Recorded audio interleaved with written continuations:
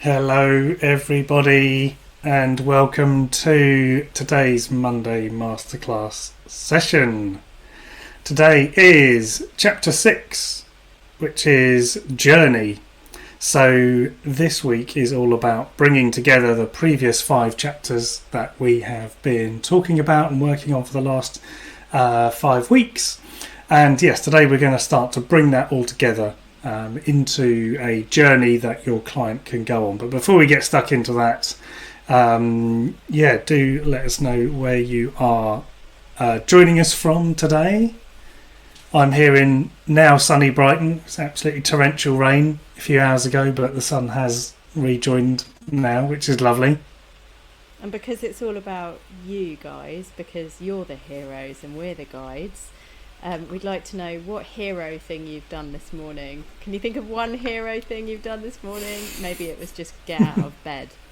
But let us know where you are and what you've done this morning that's of note to you, I guess. Finished a jog. Well done, John. Well Excellent. done. Hello. Greetings from West Hampstead, Kieran. Lovely. And Craig. Hi. Craig is a buddy of mine. And he's dialing in from Oregon.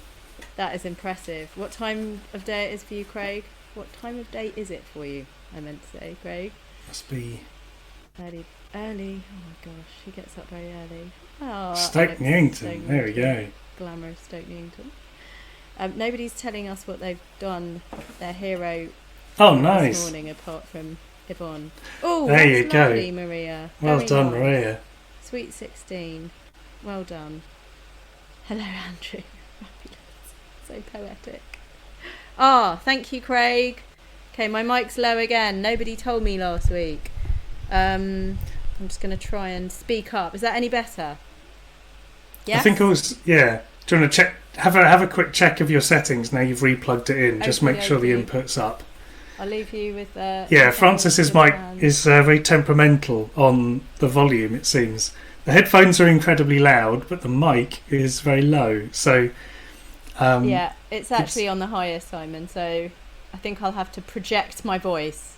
I think also it's just not being able to get it in front of you. I mean, like a little bit of the behind the magic. My microphone's just there, so it's right. My behind the magic is that I'm balancing it on a. I mean, I could just stand like this, sit like this, but there you go. It's not going to work for me. It'd be a bit noisy as well, but it's all good. Sorry, everyone, but this is what happens when you try and record things like podcasts. When it's live as well, that's the thing. Yeah, but this is what we're all about, isn't it? Show your workings. Exactly. How's that? Yeah, that's good. There Yay, we go. It's a bit better. Hold it. Sounds a bit better to me anyway. So if it is quiet, just bung in the chat and we'll have another fiddle with it. But so today, client journey. So in terms of where we've been so far, I think it's important to look back and reflect on the fact that when we started, we looked at mindset first. So the reason we looked at mindset was because a lot of people don't start with mindset. They don't reflect on why they're doing it. They don't look at what it is they want to get out of it. And they don't put themselves in that position where they're kind of getting ready to do marketing. So it just becomes another one of those things you've got to do. And I think actually trying to change that mindset into the fact that you're sort of educating your client and taking them on a journey is really important, because once you shift that thinking from trying to sell what you do to telling people what you do, it becomes a lot less arduous. It becomes a lot less like another to-do list item. So I think that was an important mindset shift right back at the beginning. And then, of course, we looked at the ideal client, so who it is we actually want to work with, because I think that's something that's overlooked a lot when people talk about marketing. It's just get more customers or get more clients. And it's like, well, yeah, clients are all very well, like more clients, but more of the wrong type of clients just is a recipe for disaster ultimately. You can feel swamped, overwhelmed, you start to fall out of love with the work. It's, lots of bad things come from having bad clients.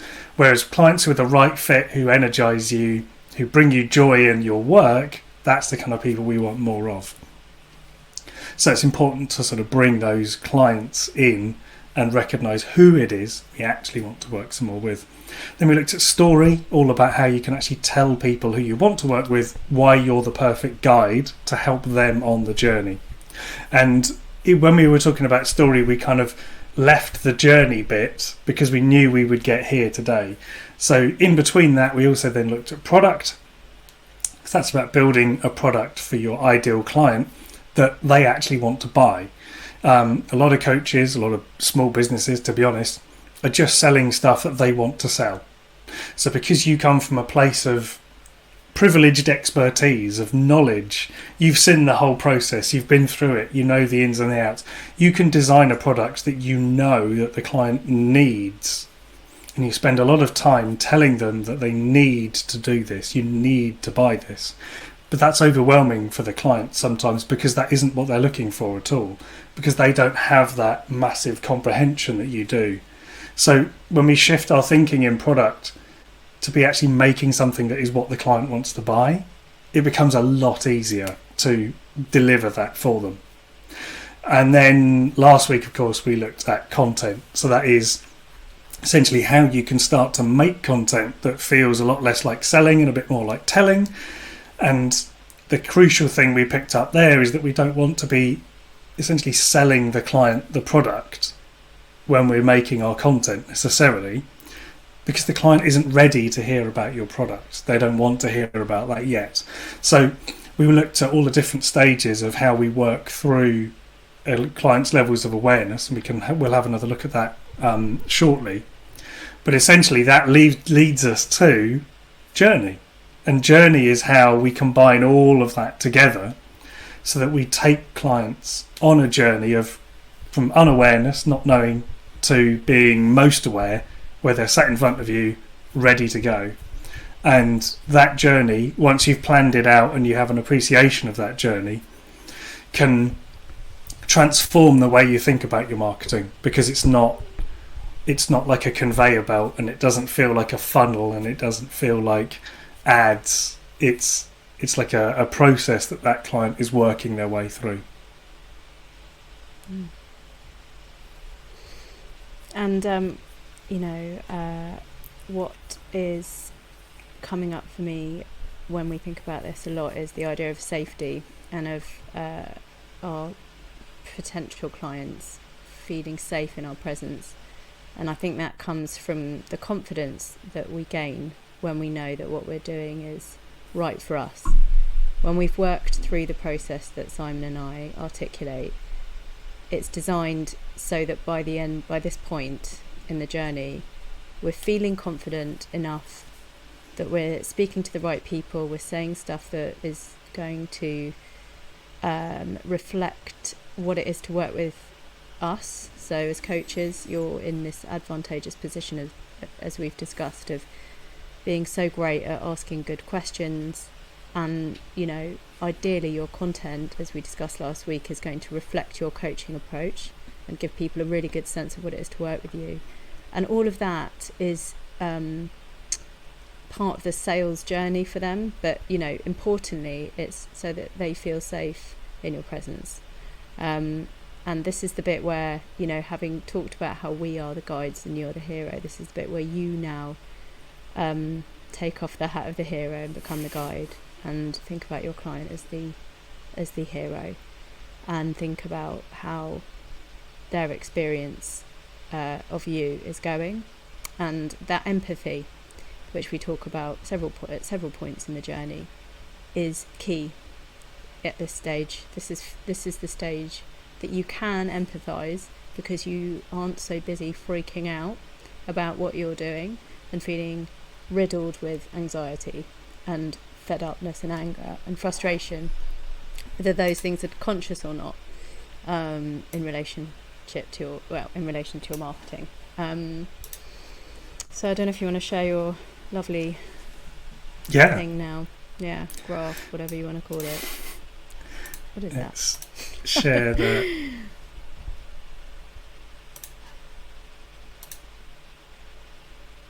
There we go. Has that come up nice and clearly?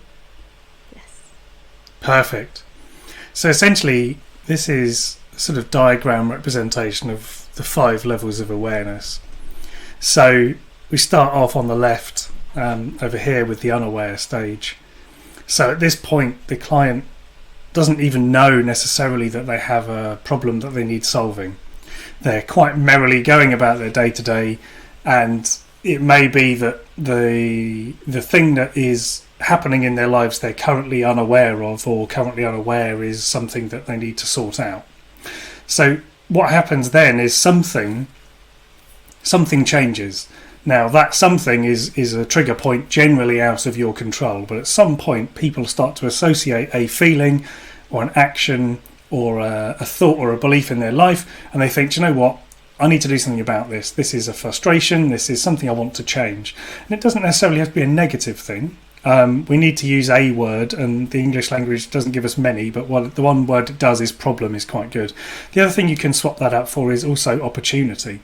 It's essentially someone suddenly becomes aware that they can do something, or they want to do something, and at that point we're at a point where that person is now starting a journey of wanting to solve that situation. So they then will go and investigate more about the problem or opportunity that they feel they have, and at that point they will not necessarily be looking for an answer to it, but they just want to confirm that they are right in their thinking, that when they think they have a problem, they think they have something like that they want to deal with, that is actually correct. Now at the next stage they then move up to this solution aware, and this is where they decide that they actually want to do something about it. So they're looking for a solution. So in coaching terms, this is where someone decides that they actually want to engage with someone and they want to do something about the situation they've got. They don't necessarily know that coaching is the solution, but at this point they may find that coaching is a really good solution, a really good fit for them. So once they know that there is a solution out there, they'll then go looking for a product that fits that solution.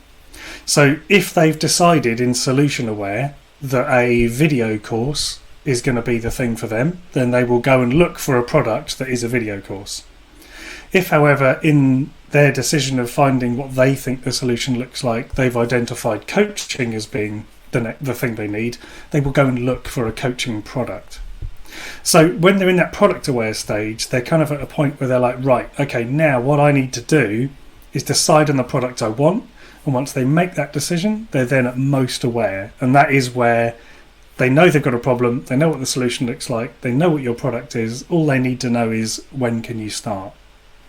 So that's the journey we're taking people on, and when you are sort of selling what you're doing or trying to communicate what you do, it's really tempting to try and get people from unaware to product aware or most aware in one jump.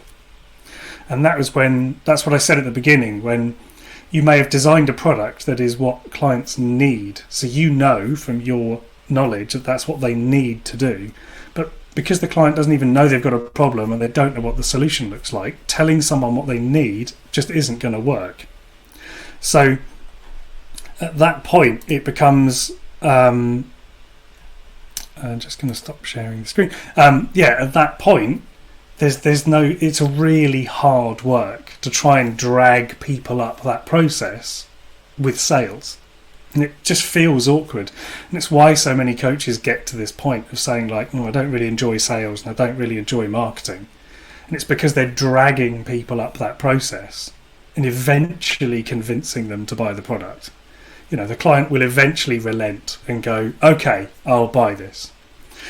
Conversely, if the client comes to you saying, do you know what, I've read your blog on the problem and I just thought, wow, that's me. I've got that exact problem. I read your webpage on your method, and actually, do you know what? That really spoke to me because I can see the 5 steps you work through, and that actually looks like the 5 things that I really want to do about this. And then I saw I could buy a series of sessions with you to work through that method. That's brilliant. When can we start? And it's a totally different conversation. It's a different energy. It's a different approach. So that is what we mean when we say designing a client journey. It's how do you take that customer from there to there without it feeling like a big jump?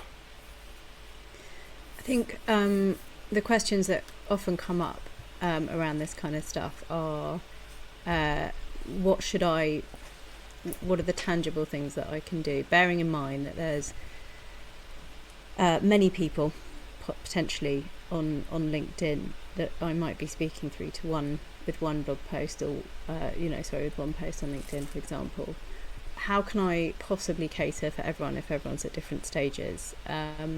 So there's different things, there's different flavours of the different types of marketing that you can do. There's your social media marketing, which might have a particular flavour that speaks to one stage, you might argue, where once someone's then signed up to your newsletter, it could be a slightly different flavour.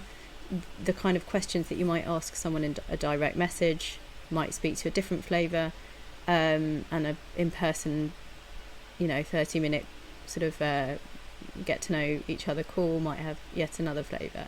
And just being mindful of what the emotional state at the various points on those 5 stages of awareness can really help you to think about where and what are you going to be saying.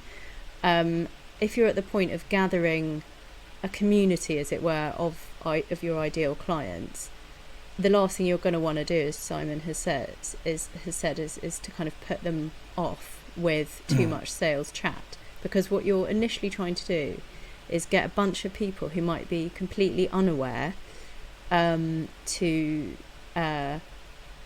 understand that if they follow you, it might be interesting for them, and that might even be a little bit of humour. It might be some interesting content which relates to what they do, and you are another person that they don't mind having in their tribe. It might take some time building that community and sort of getting yourself out there for people to appreciate not only that listening to you and reading what you put out there is of merit to them on a daily basis, but that you have this other kind of added value, which is your coaching. And going in there too early with I am a coach for footballers who have retired might be too much, for the unaware.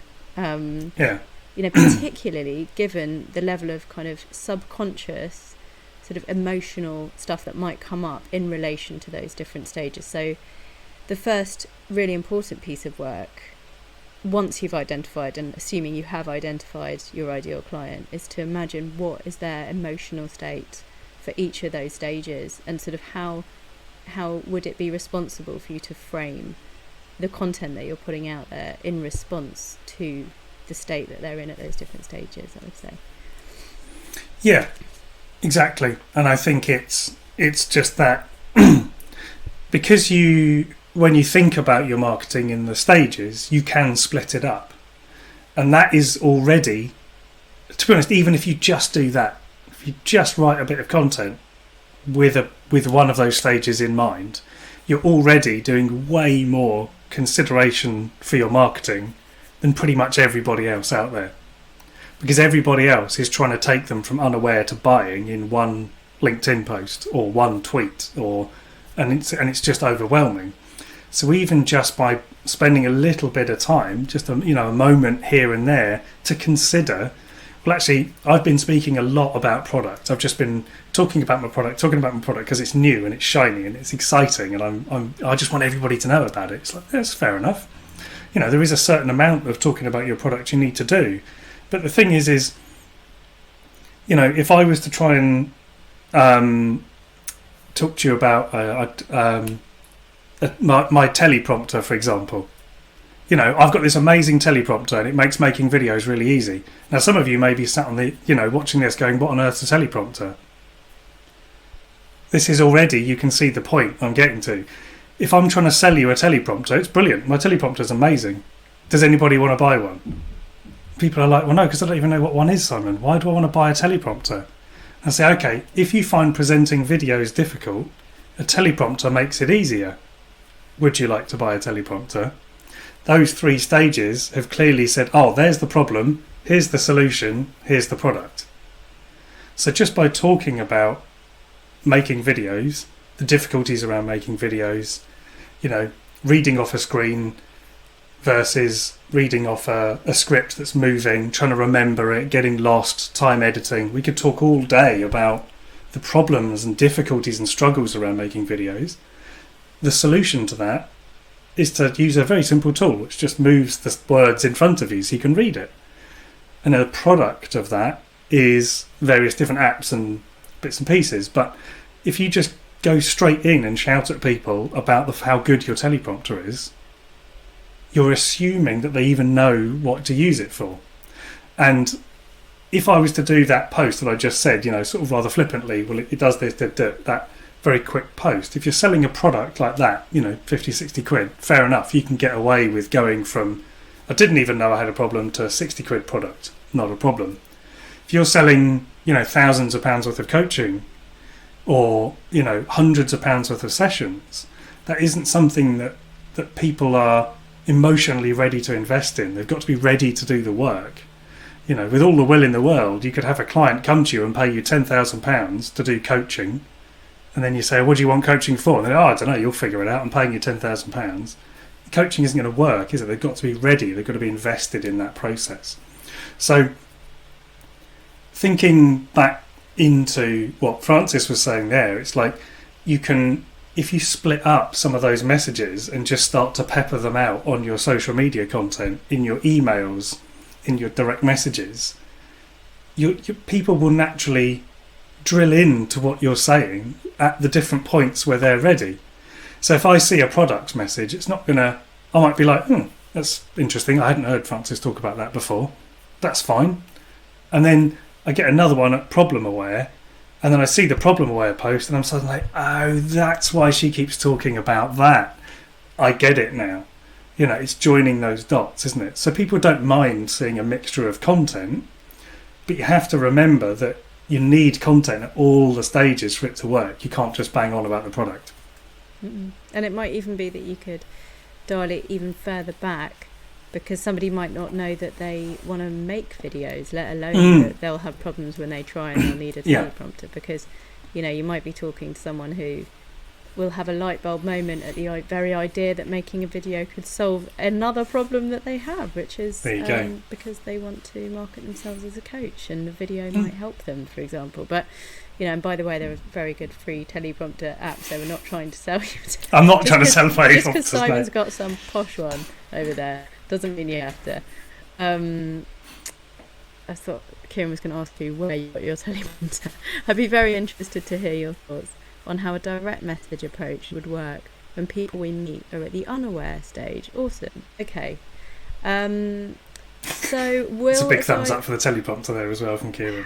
How a direct message approach would work. So when I'm direct messaging people, it's usually because I'm inviting them to connect on LinkedIn if I don't know them from Adam.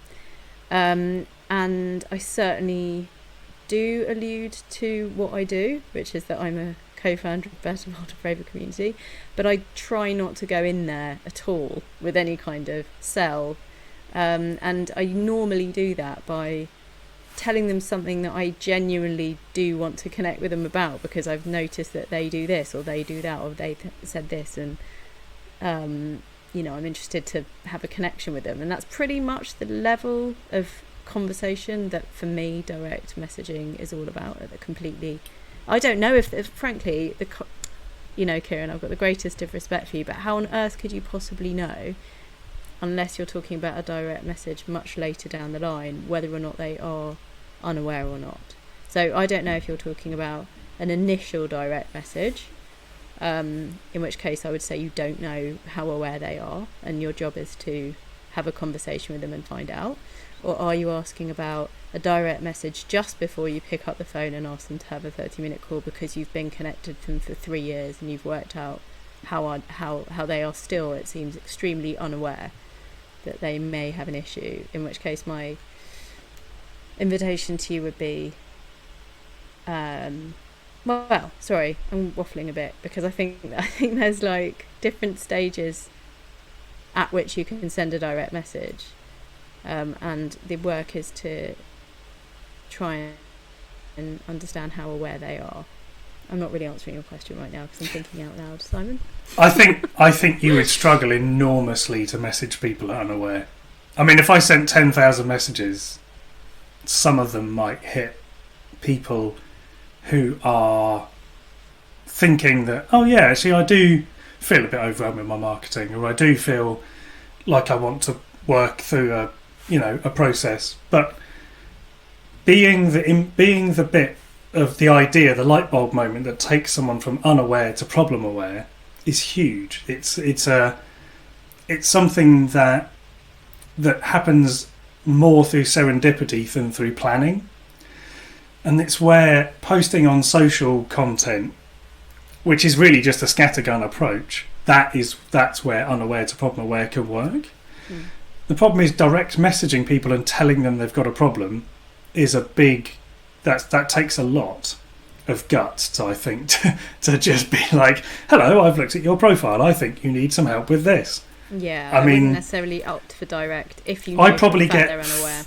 I probably get 5 or 6 of them a day from various people trying to sell me crap that I don't want. Like, do you want to buy SEO? Do you want to buy blog writing? Do you want to buy this? Do you want to buy that? Yeah. And I ignore all of them because none of them are talking to me in the right stage. They're at product aware. Yeah. And I haven't got a problem in my SEO. I also do rather take issue with people writing me a message out of nowhere and making any assumptions about what I'm aware of. Mm. And I often write back to people who I don't know from Adam if I have time. And I'm a bit rude, and not rude, I'm incredibly kind about it, but I will say, interesting that you wrote me that message. I have been doing marketing for 20 years. Did you see that on my LinkedIn profile that you presumably have scrutinised before writing me this message? Wondering why you think I need marketing support, because, for sure, let me know, but please articulate clearly, specifically what it is that you think there's gaps in my personal experience that you think you can help with, because they're often marketing ones. But yeah, sure. I and this is what I'm talking about in terms of safety and framing it. Like, if somebody comes at you with a direct message and talks to you about icky stuff that's prickling and talking to some difficult sort of things going on for you, it feels a bit of an abuse of my boundaries, and I think that's what we're getting at with direct. If you're thinking about direct messaging someone when you know for a fact that they're in the unaware stage, whether that's that you've known them for a while or you don't know them from Adam, I think my challenge to you would be, is this the appropriate way for you to be in touch? And if it is, don't talk about the thing that they might be unaware of. Talk to them about something that isn't what they're unaware of, but is something that they're familiar and safe with, if what you're looking to do is build a relationship with that person, and be kind about it in the same way as you would as a human being talking to another one. So maybe that answers the question a bit better, and maybe the question really is a direct message approach the one when someone's unaware? Yeah. Good question. I love Very good question. I think some more questions. I think the other thing to bear in mind there is that on LinkedIn, for example, there will be people who are problem aware, and they may have made a post with hashtags in. So knowing what Kieran does, it may be a case that you find a hashtag of like public speaking or presenting or something and follow that hashtag, and then when people make posts about it, you can then message them saying, hey, I saw you're looking for some help with this, or you're looking for some help with this. Mm-hmm. That's when a direct message is potentially quite a nice thing to do, because you're extending an offer. But you wouldn't then go in and I'm not presuming this is what you would do, Kieran, but you wouldn't go, hey, I saw you want some help with this, buy my stuff. You would say like, hey, I saw you posted about this. It might be interesting for you to check out this little video I did, which has 3 tips on how to use breath to do blah, blah, blah. Or this video that has this to help you do that. And it's like, oh, cool, that's nice, thanks. I really admire your bravery for posting that. Do you know what I mean? Exactly, yeah. So it might not even go towards product. It could be... I would say almost shouldn't at any stage, really. Sometimes people need to be heard, I think sometimes it's a case of I can see where you're coming from. That felt like a difficult thing for you to put out there. Good one. Thanks for sharing it. Made me think.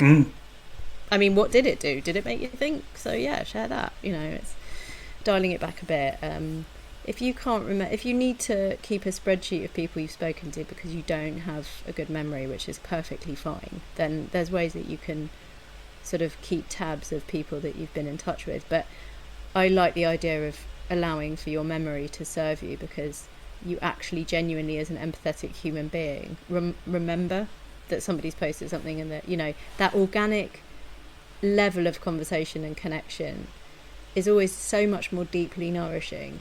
You know, I've built the best relationships since Simon and I met, with people who I've just really liked their newsletter. So I've written back to them 25 times to say, I really love your newsletter, and that's literally the end of my email. I'm not trying to sell them anything. You know, or this bit spoke to me, thanks so much, or happy birthday because you said it was your birthday in the newsletter. It's like, you know, honestly, I take quite a lot of pleasure from just genuinely interacting with people. But sure, what comes out of that naturally and organically are connections that then can lead to our invitation to people to join our community. So it's not necessarily just I'm wasting loads of time talking to people. But yeah, you can keep a spreadsheet if it helps you to remember who you've been connecting with. There's nothing wrong with that. Yeah, I think the other thing to think about is it's easy to spend time in your comfort zone doing marketing and just assume that that is working. So, as I say, if you look at where people are on that journey, if all of your messaging and all of your effort in marketing is just going into selling the product and getting people from that solution aware to product aware, you know, if that's working for you and you're sold out, then great. But for most people, that isn't going to be the case. And I would say or predict that anybody who's struggling to get people into that product aware stage is doing so because they're not going far enough away from the product to the bit that the client wants to know. So there's no trust. You're just a salesperson at that point. If you build the trust early for the people in problem aware, you know, if you've been doing this for 20 years and you're dealing with and you're working with stress and you know about stress, I would be blogging or making a video or a podcast every week, every couple of weeks about stress. And if you do that, you're not going to have to do much selling at all, because people will get to know the way you talk about it, the way you articulate it. They're building trust. You're consistently showing up, educating them, showing them why their idea that they're like, I feel stressed, but am I stressed? Then they read your blog and think, oh yeah, I am stressed. I can see these things that are happening. That's really resonated with me. They're naturally going to progress to the next step in that awareness stage. And you then don't have to do as much selling at all.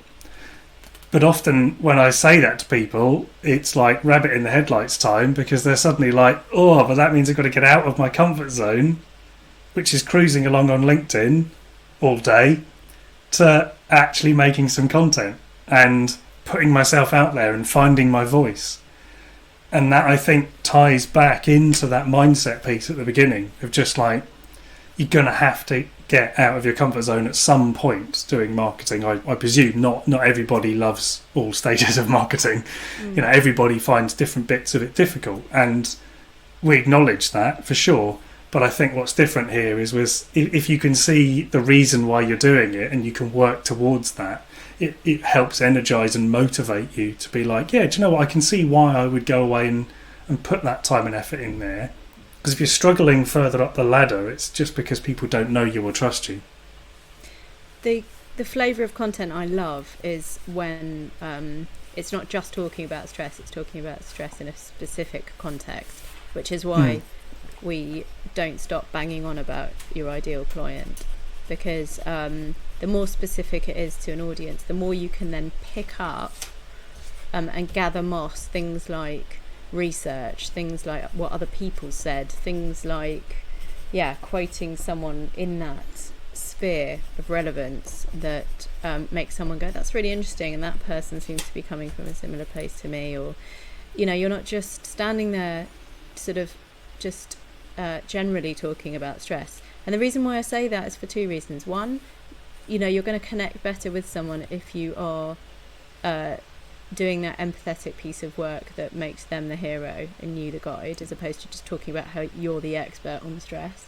But also, as we all know, there's a lot of coaches talking about stress, so it's just so much noise for people to kind of swim through, and it may just not be the thing that they're bothering to click on to read more on LinkedIn. If they're just seeing post after post after post about just stress, it's like, maybe that is relevant for me, but I just am watching telly and, you know, I've just had a long day and I don't know if I want to...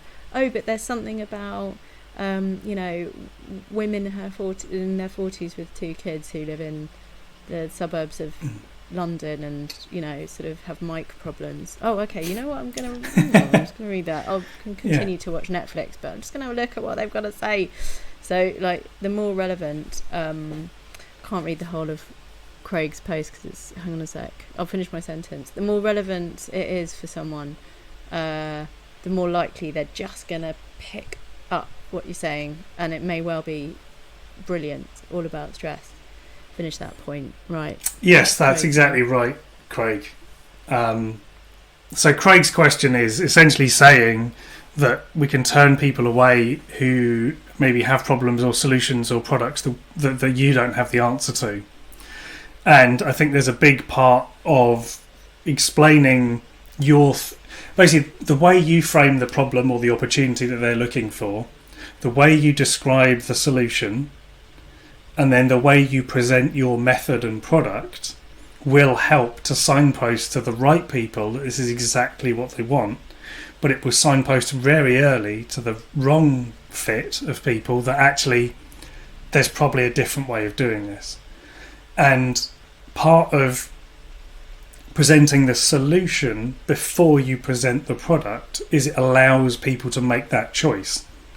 So if you we'll just stick with this because it's what I've been writing about this week with stress, and then you've got there are 4 things you can work on to help with stress.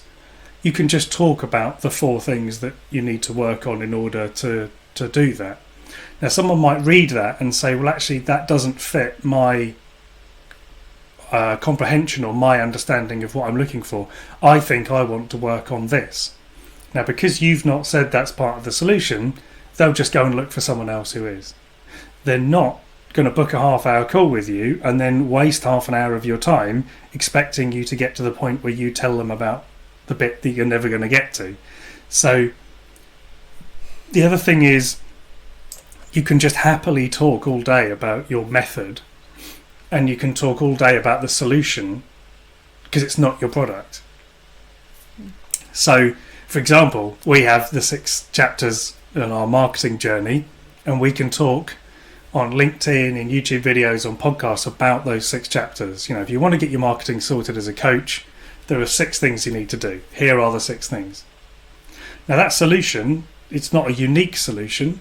The way me and Francis deliver it and the way we talk about it is unique, and, you know, the expertise we're bringing to that and our story makes it unique. But ultimately, some coaches are going to come to this and they're going to be like, no.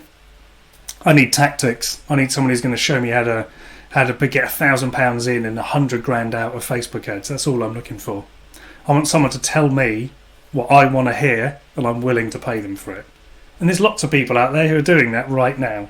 There's lots of people who are looking for that right now. But people who've listened to what we've got to say, who've maybe joined some of these crowdcasts, undoubtedly people who've joined these crowdcasts and watched them have been like, nah, these 2 aren't the right vibe for me. And that's cool. That, but it seems like people are coming back, yeah. I mean, most people are coming back and joining, admittedly, yeah. But that's the opposite, isn't it? I'm saying that, you know, speaking to Craig's point here, it's like it does allow people who aren't the right fit to just go, do you know what? I'm not feeling this. I'm going to go somewhere else.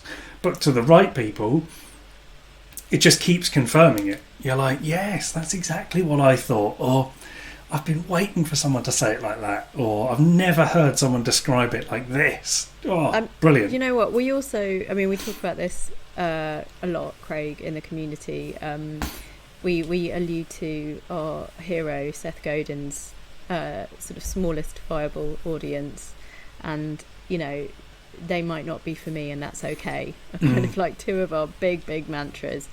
And when we talk about mindset, we're talking about getting to know yourself, your own values, your own boundaries and your own limits, and actively saying, please don't come to me because you're not for me. Like, here is what I want from this relationship. And as a coach, you understand that is very important. You know, when you are contracting with a coach, when you're looking for a client relationship that's going to nourish you should be looking for that, by the way, then, you know, or rather you're just alert to how that relationship is making you feel, you become longer in the tooth and more able to kind of see red flag. It might be that it's just somebody who has an issue that you can't help with, a problem, or has an opportunity that you are not going to be best placed to help them with, and someone else should. So there's a responsibility piece in there. There's also a personal boundaries and limits and wishes and appetite piece in there. So yeah, for sure, turning people away is going to makes the world better by getting better. Make the world better by yes. Well, yeah, that's part of it as well. Because, you know, if you're getting better clients for you, then you can allow for someone else to get the better clients that are for them, and more productivity will happen, as opposed to everyone just trying to help everyone, and it just continues to be messy. So you obviously know Seth Godin, which is, you know, great, and we would encourage everyone to check him out. But yeah, definitely turning away people who have problems that we don't necessarily have the solutions or products for is a great way to approach this whole thing. And I think also, you know, even if it that would be at the problem aware stage, you can signpost, but I think there's a lot of mileage in also just, you know, when you explain your method and how you deliver what you deliver, but without packaging it as the product, it's just that methodology that you use, then people can really see the steps in it that they're expecting. So you don't get someone who starts working with you and then expects to get somewhere that your process doesn't get to. So they're not going to get 5 sessions in and then be like, oh, but when do we do the session where you do this? And you're like, oh, no, we don't do that. And they'll be like, oh, well, I thought, you know, if they don't have any expectation of the flow of that process, the arc of, well, how do I get from here to here? Or if it's a loop, you know, how many times do they need to go round that loop in like a spiral as they ascend? You know, it may be that their comprehension is that they're going A to B, but you actually do a spiral. Or it may be you have, like, they start here and there's 3 different paths they can take. And for some clients, they start here and then they do this and this. And for other clients, they start here and then they do this and this. You know, there's lots of different ways of visualizing that. But I think if you're clear and upfront with that on your website, and you say, look, this is how I work, this is the outcomes, insights or feelings that I get my clients to, and if that map looks like what you want, then let's go. I'm the right guide for you. And some people are going to look at it and just be like, no, it's just not for me. I'm expecting to get here, and I want to go via there and there. This is not for me. And it's that little bit of comprehension, little bit of investment they need to make, I think, that really makes the people who do get in touch, who then look at your products and they're like, yes, this is perfect because it's delivering that solution. They're then really keen, and it's then not a conversation about price, number of sessions, any of this. It's just, when do we start? It's like, this is just exactly what I want. Let's go. You know, at each stage of this journey, for anyone who's sort of stuck around, thanks so much. You know, we've talked about how what we're encouraging you to do to get clients is also going to serve you. And, you know, it's making me think, this chat with Craig. So Craig and I are part of the same kind of little mini community within a bigger community. And at the moment we're talking about purpose, and it's a big question, it's a big thing, like, what is my purpose? And I really like the idea of thinking about your client's journey as being something that will help you further refine what your purpose is. So obviously the elephant in the room is, how can I possibly be thinking about what my purpose is if I haven't been able to identify how can I be focusing on my ideal client if I don't even know what my own purpose is and who I'm supposed to be serving and how?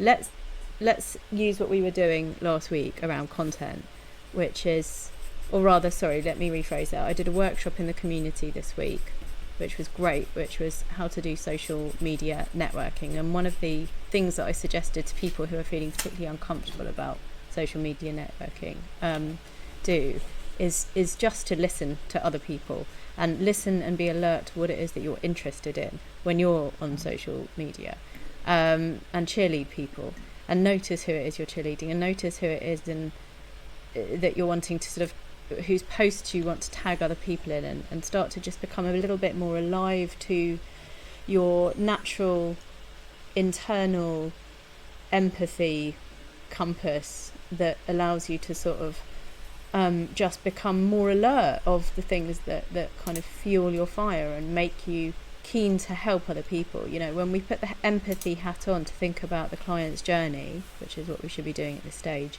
then we should, in theory, also become more alert of our own purpose and our own raison d'etre, which can therefore inform, you know, the comfort and confidence that we feel around what we're supposed to be doing with our lives. And it also can inform who our ideal clients are. It can enforce in us what about our story is important. You know, some light bulb moment will happen where we have a memory about something that's happened to us that comes up when we read what someone else has written. That moment then becomes an important part of our story. It's an important point of connection, and the work is how can I be comfortable with what happened? Do I need to do any processing? Is there any trauma here?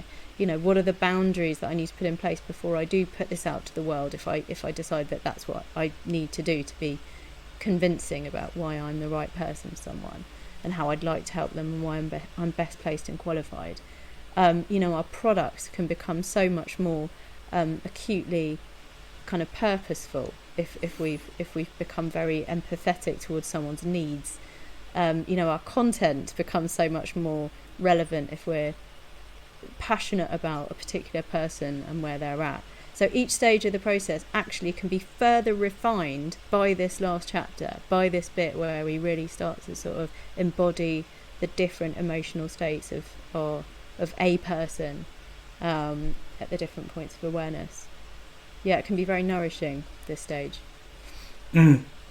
And I think one other thought that comes up for me is that, you know, it's just leaning back on that thing I said earlier. It's trying not to solve all the things at once, and that can be a really powerful release of energy for you, because if you're approaching all of your marketing with like, oh, I've got to take someone from absolutely no idea what stress even looks like to buying a product that helps them, and that's how you approach every podcast, every LinkedIn post, this is what, you know, you'd never do anything, because it's just, that thought is so huge. And if we can bring that right down into the essence of an idea, it's okay to just share an idea. And I would encourage you to focus on one stage and one thing per post, because people don't have a lot of time in their day-to-day. They're just scrolling through a lot of these social apps.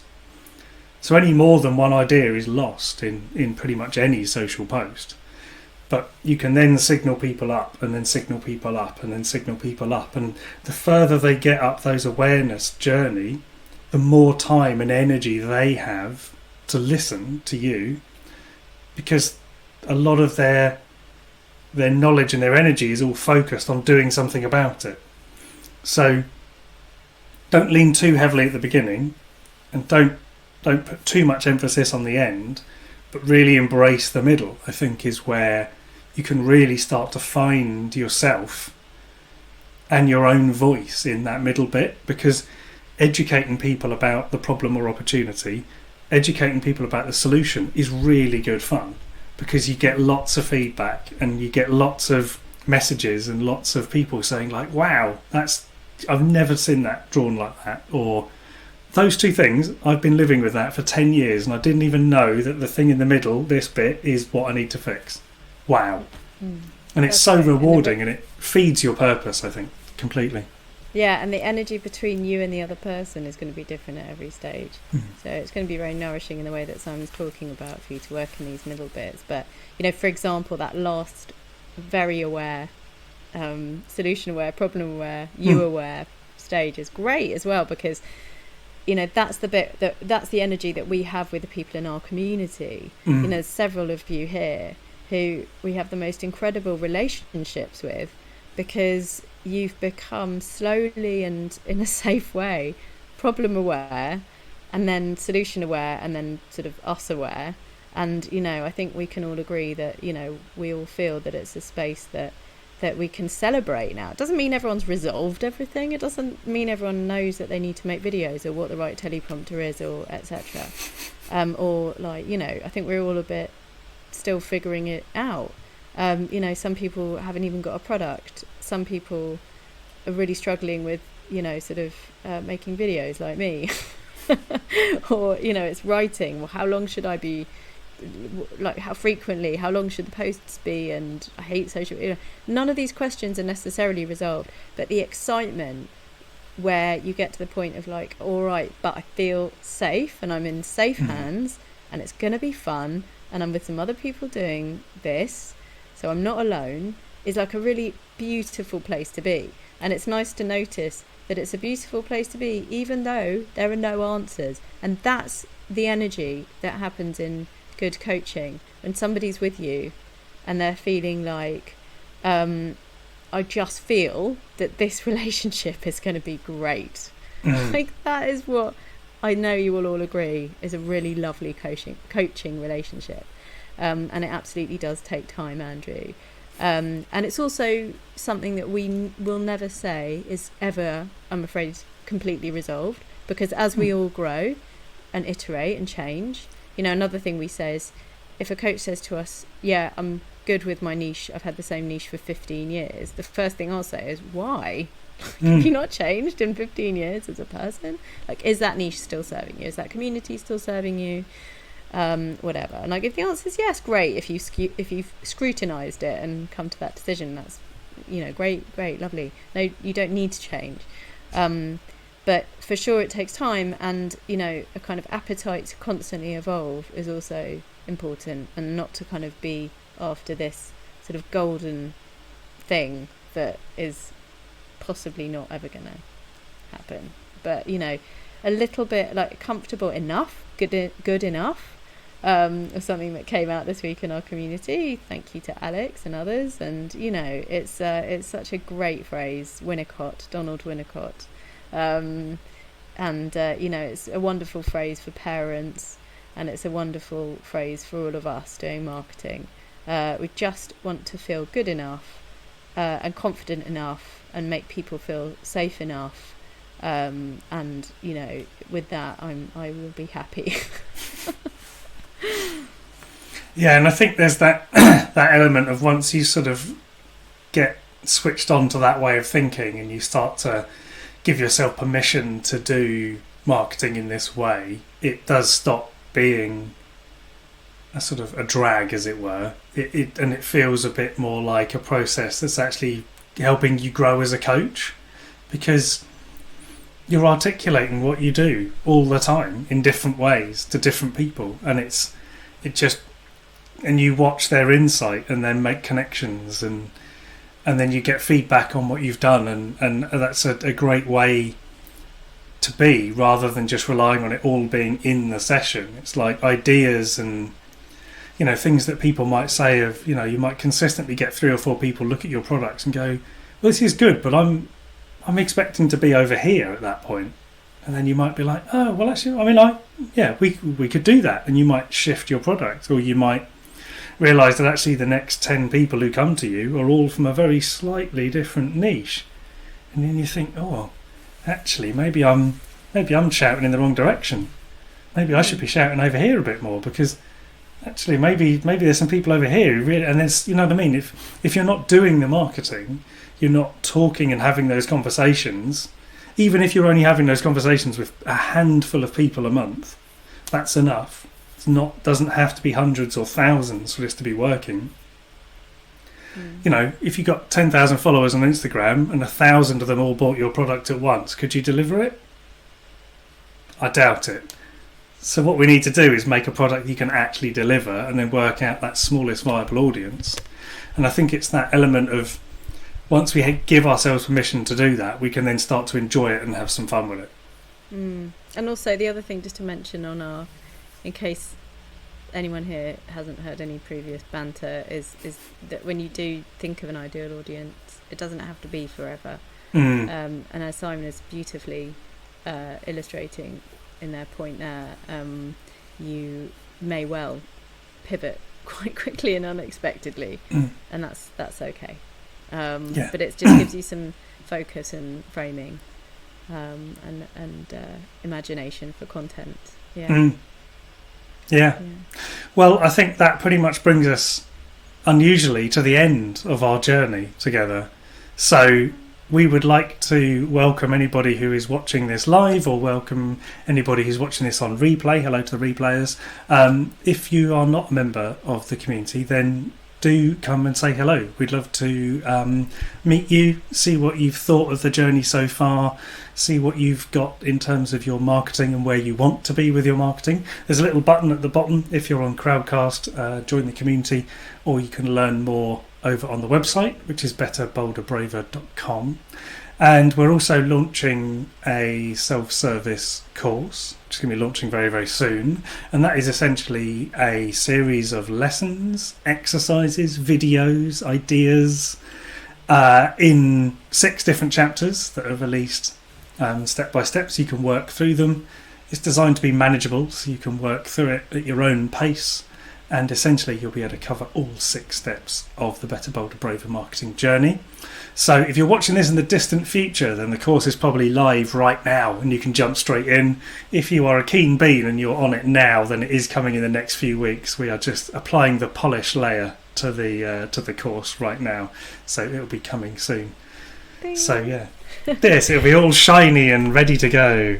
And just to say, so anyone that was around before we covered these 6 chapters over the last 6 weeks in the Monday Masterclass series, we were in the process beforehand of just getting through an amazing amount of interviews with just a load of really cool people who were either being really transparent and generous with information about their approach to coaching or their approach to marketing, and we will resume that next week.